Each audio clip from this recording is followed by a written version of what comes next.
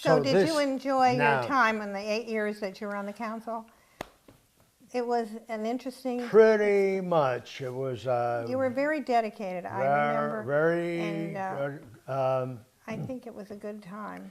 It was a good time, and I want to tell you, it was a good time for the city. Because, number one, the city now had a real, genuine businessman who met payrolls. You mean you? Me. Right. I thought you were talking about a third party. And one of the things that politicians, one of the things they all do. Kiss babies. No, never make a decision. That's the worst. Every politician in the world never, ever make a decision. You study Because the moment you make a decision, you must alienate somebody. You have to. So that's why there were always 4 votes to your 1. Right. Because he didn't care if he got reelected. He cared about the city, and I thought that was so good. The best thing for the city.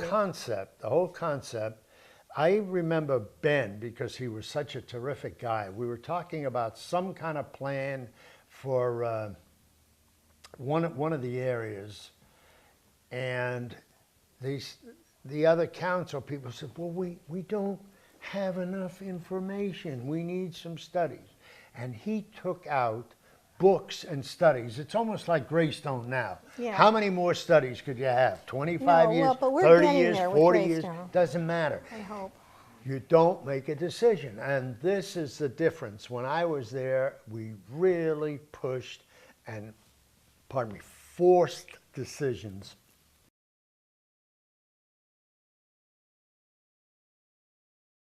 Some of the things that I was able to accomplish was very interesting. Turning the entry to the Rodeo garage onto Brighton Way, taking it off of Rodeo, so we were able to put in all of those stores. Gucci?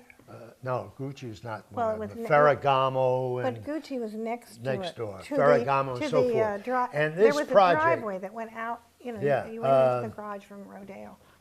Max factored a third. I want to show you the difference between the way when I was on the council and what happened.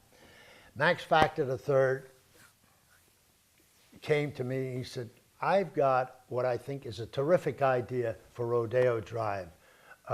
He called me on the phone. I said, all right, I'll meet you down there 7:30 tomorrow morning. You'll tell me what you have in mind, and we'll see if we can do it. He comes down and he said, look, you are looking at probably the most valuable real estate anywhere. I'm talking about it could be any city in the world. He said, if we are able to take that driveway and turn it around, make a strip across there, it would be fantastic for this. I said, let me see if it can be done. From that meeting with him, I went right back to the city manager. I said, look, this is what we want to do. If we can do it, it really wouldn't even matter how much money we spent doing it, it would be fantastic. I said, you got to check with the engineers if we can. A few weeks later, they said we can do it. I said, fine, let's do it. Now, if you look at that building, the upper floors there look like a beautiful office building.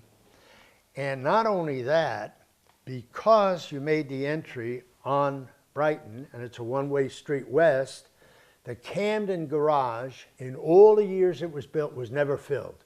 The top 3 or 4 floors never had any cars on it because of the configuration of the streets. Anyhow, now all of a sudden, the Camden garage becomes available. We have got, in the city of Beverly Hills, the most sensational, nobody else has it, 2 hours free parking. Where do you have it? Anyhow, that project cost $4 million to do. And at the time, I said, how can you spend that kind of money? Well, you know how we spent it? We spent the $4 million and we got $2 million a year rentals out of those, plus keeping all of the parking. I said, I haven't even made a deal like that for myself, but I made it for the city.